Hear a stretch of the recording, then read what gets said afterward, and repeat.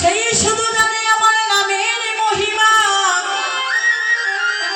এই জগতে আর কেউ জানে না। বলেছিলেন ভক্তগণ একবারে সেদিকে যা সোনার নদিয়া, একবারে সেদিকে যা শ্রীমা সঙ্গ। এই শ্রীমা সঙ্গনে আসলে কি হয়ে জানো, অসুচির মন কানা সত্যি হয়ে যায়। হরিবল হরিবল।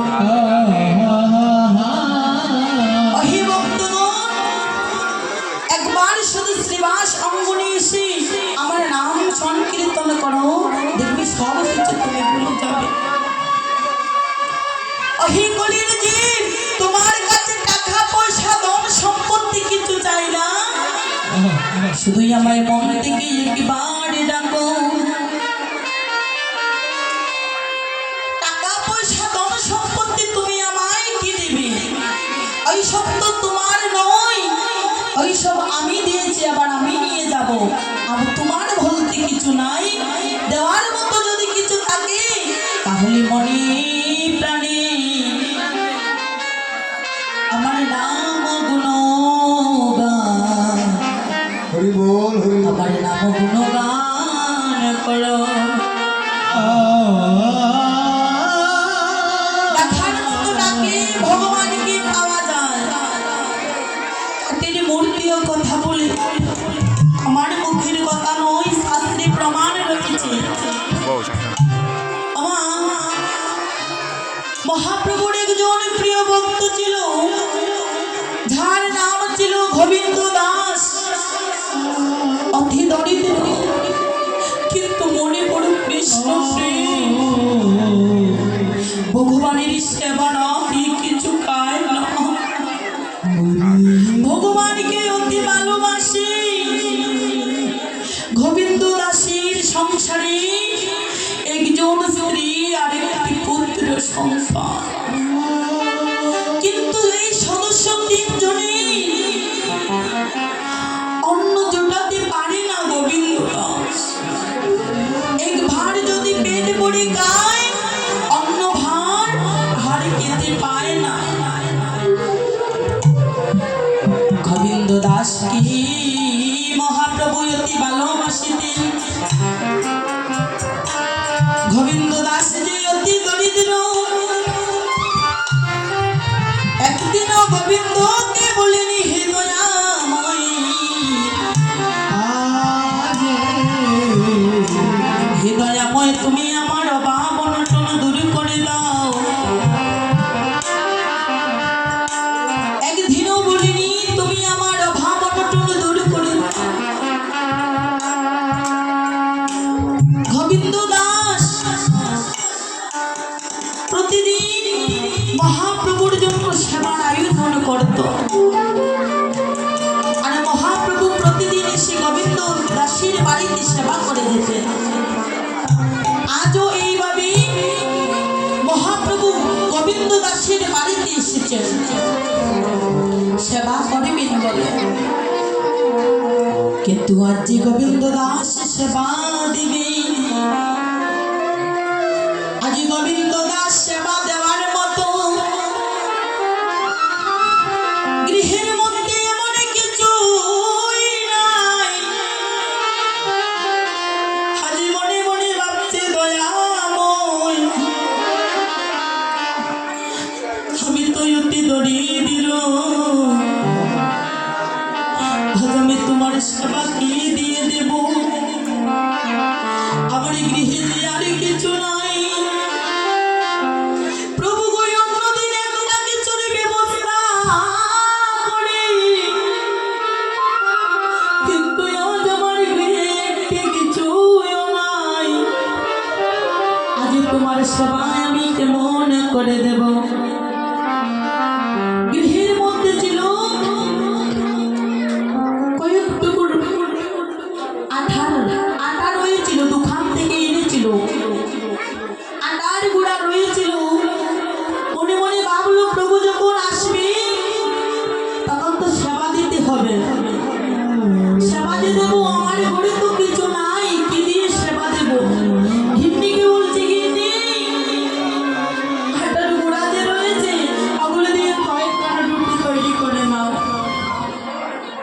গিন্নি বলছে স্বামী গো,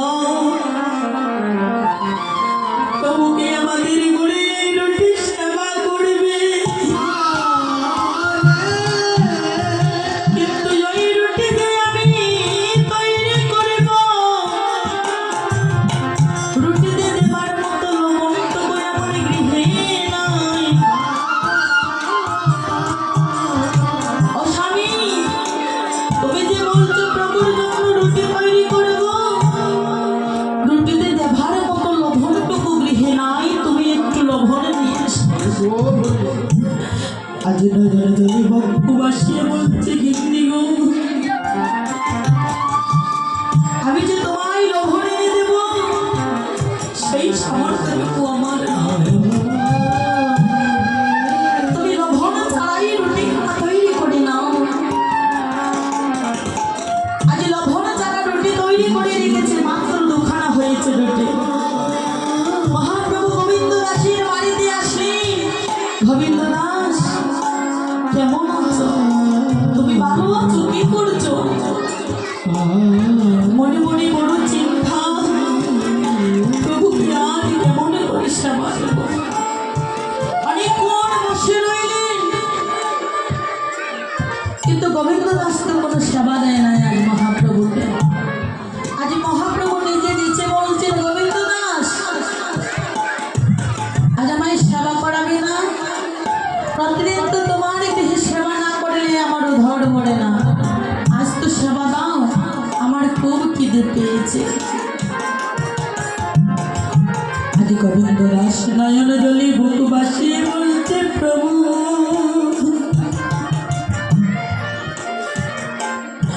ও প্রভু, প্রতিদিন তোমায় আমি সেবা দেবি,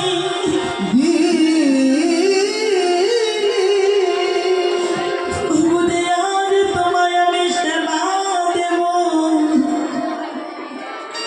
আজ সেবা দেওয়ার মতো আমার গৃহে কিছুই নাই।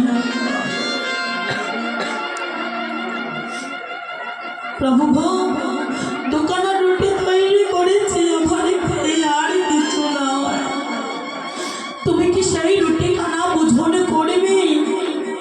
মহাপ্রভু বলছে, গোবিন্দ দাস এটা কেমন কথা বললে? তুমি আমার ভক্ত, প্রিয় ভক্ত, আর তোমার গৃহে সেবা না দিলে আমার দৌড় ভরে না।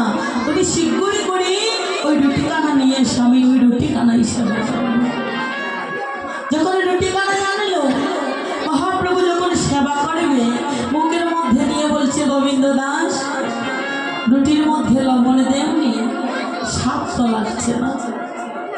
আজ গোবিন্দ দাসকে দিয়ে বলছে, দয়ামু প্রভু গো, তুমি তো আমার স্বামী জানো,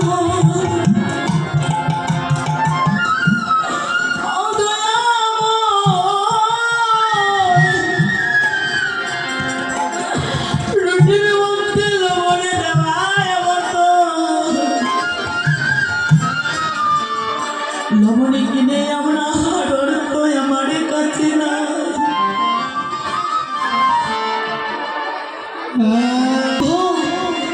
আমি রুটির মধ্যে লবণে দেওয়ার মতো অর্থ আমার কাছে ছিল না। মহাপ্রভু বলেছেন, গোবিন্দ দাস প্রতিনিয়ত তুমি আমার সঙ্গে চলো, আমার সঙ্গে থাকো, কিন্তু কই তুমি যে এত ধরে দিল, তুমি তো আমাকে একদিনও বলোনি। আজ গোবিন্দ দাস বলছে, দয়াময়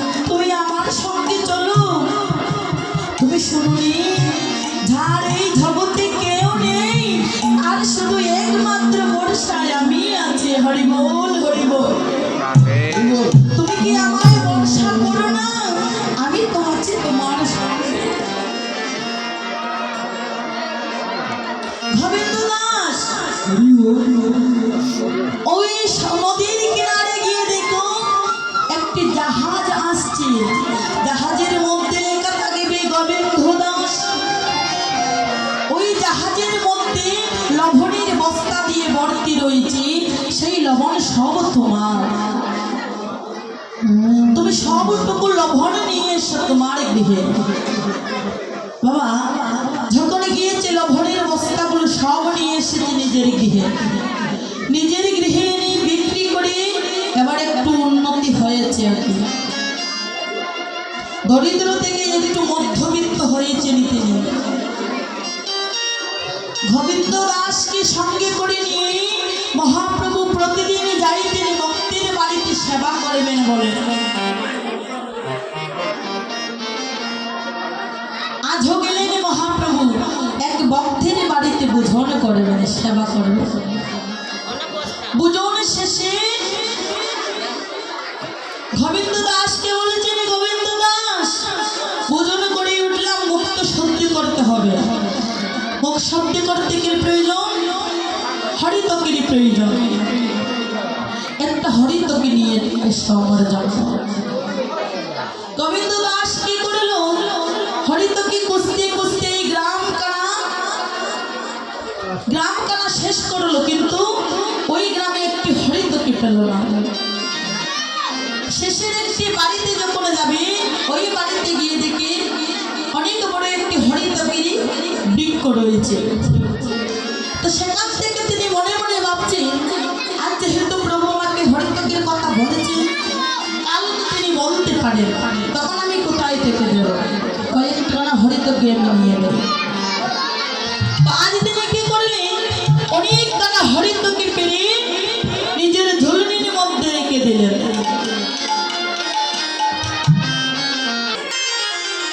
প্রভুর কাছে এসে একটি হরিতকে বের করে দিলেন, প্রভু ওই নাও। পরের দিন আবার আরেকজন ভক্তের বাড়িতে সেবার নিমন্ত্রণ আসলো। প্রভু আজ গোবিন্দ দাসকে সঙ্গে করে নিয়ে সেবাতে চলে গেলেন। আজ সেবাচারী বলছেন একটি হরিতকে হবে, একটি হরিতকে নিয়ে আসে। বলতে সময় গিয়েছে কিন্তু দিতে সময় হয়নি। মহাপ্রভু গোবিন্দ দাসকে বলেছেন, গোবিন্দ দাস কাল যখন বলেছিলাম অনেক সময় গিয়েছিল মনে হয়, কিন্তু আজ যে বলার মাত্রই তুমি হরিতকে দিয়ে দিলে, বিষয়টা কি হয়েছে প্রভু তুমি জানো না? কাল যখন তুমি বলেছিলে আমাকে হরিতকে আনবো, সমস্ত গ্রাম আমি চক্ষর দিয়ে ভ্রমণ করে দেখলাম একটি হরিতকের গাছ নেই। তো একটি পেয়েছিলাম, মনে করা সংরক্ষণ করেছি। গোবিন্দ দাস তুমি সঞ্চয়ের আশা ছাড়তে পারোনি, তোমার মনে এখনো সঞ্চয়ের আশা রয়েছে। এই সংসারের মায়া তুমি ছাড়তে পারোনি গোবিন্দ দাস। গোবিন্দ দাস তুমি জানো না যে সঞ্চয়ের আশা করে সে আমার সঙ্গে চলতে পারে না। গোবিন্দ দাস আজ থেকে তুমি আমার সঙ্গে চলতে পারবে না। নিতাই গৌর হরি বল, হরি বল।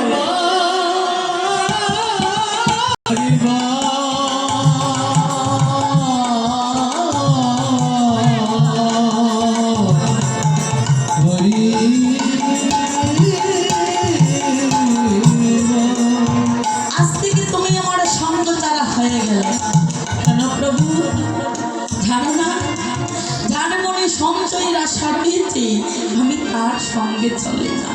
তোমার মনে এখনো সঞ্চয়ের আশা রয়েছে, তুমি আগে সঞ্চয়ের আশা ত্যাগ করো, তারপর তুমি আমার সঙ্গে চলো। আজ গোবিন্দ দাসের নয়ন জলে বুকুবাসী,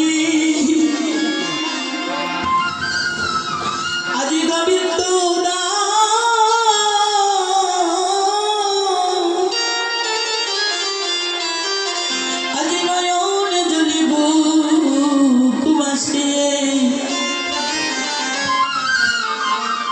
আজ মহাপ্রভুকে বলেছে, দয়াময়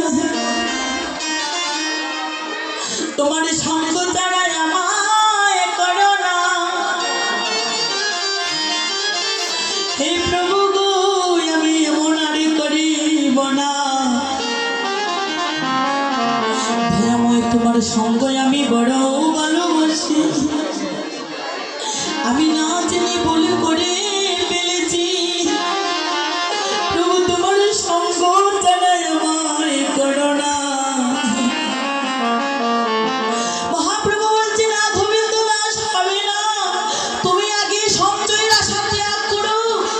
করে তুমি আমার সঙ্গে চলবে। পাশের বাড়িতে যত ভক্ত ছিলেন সবাই এসে কাকুতি মিনতি করলেন। মহাপ্রভু বলছিলেন না, আগে সঞ্চয়ের আশা ত্যাগ করো, তারপরে তুমি আমার সঙ্গে চলবে। তখন গোবিন্দ দাস নয়নে জলে বুক ভাসিয়ে বলেছে, প্রভু তোমার সঙ্গ ছাড়া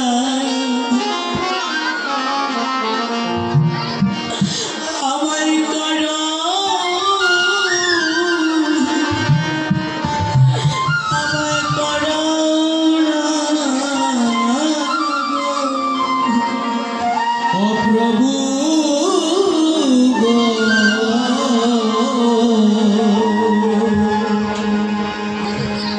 আমার সঙ্গ ছাড়া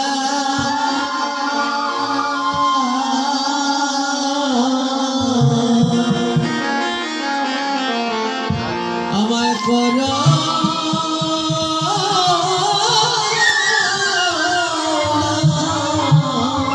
না গো।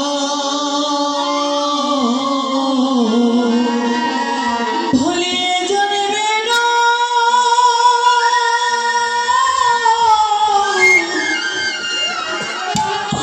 ও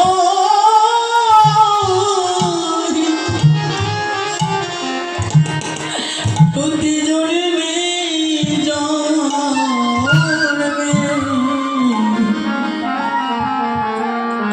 তোমার সঙ্গ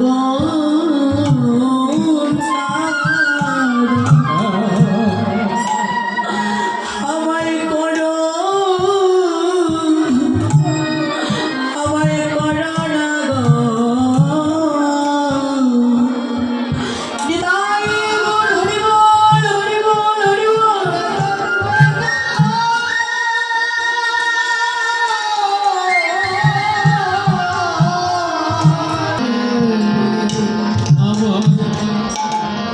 আমার সঙ্গ করো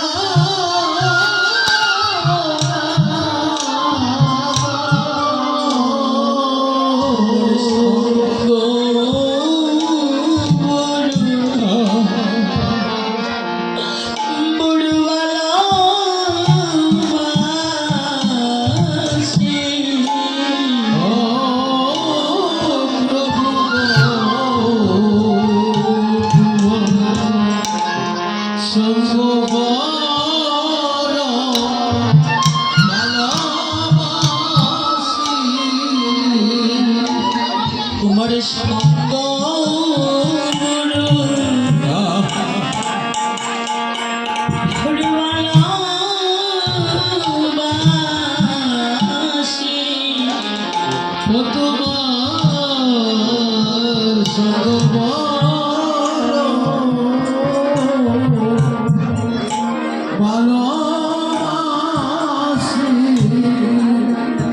গোবিন্দ দাস কেঁদে কেঁদে বলছে, প্রভু তোমার সঙ্গ যে বড় ভালোবাসি প্রভু, তোমার সঙ্গ ছাড়া করো না অধয়ামন, তোমার সঙ্গে আমি থাকতে চাই প্রভু গো। বলো না কেমন করে তোমার সঙ্গ লাভ করতে পারি আমি। মহাপ্রভু বলেছেন, গোবিন্দ দাস তুমি বাড়িতে যাও, আমি তোমায় দেখা দেবো, যদি তুমি আমায় ধরতে পারো তাহলে তুমি আমার সঙ্গ লাভ করতে পারবে। হরি বল। আজ গোবিন্দ দাস কেঁদে কেঁদে বাড়িতে চলে আসলেন। বাড়িতে এসে যখন প্রভুর জন্য নয়নে ধরে গোগো বাসাচ্ছে, প্রতিদিন ব্রহ্ম মুহূর্তে গোগো হতে ওঠে নদীর জলে স্নান করে এসে মহাপ্রভুর জন্য সেবা দেয়। আজ সেইভাবে নদীর জলে গিয়েছে স্নান করবে বলে, যখন স্নান করবে জলের মধ্যে নেমেছে বাবা, নাভি কুণ্ডল হতে যখন নেমেছে জলের মধ্যে, মরা পোড়ার কাষ্ঠ দেখছে কি ভাড়বার নিজের দেহে এসে লাগছে। ওই মরা পোড়ার কাষ্ঠ দেখে তিনি বলছেন, ওটাকে ঘরে ওই হয়েছে, কিন্তু এই কাজটা বারবার এসে লাগছে দেহের মধ্যে।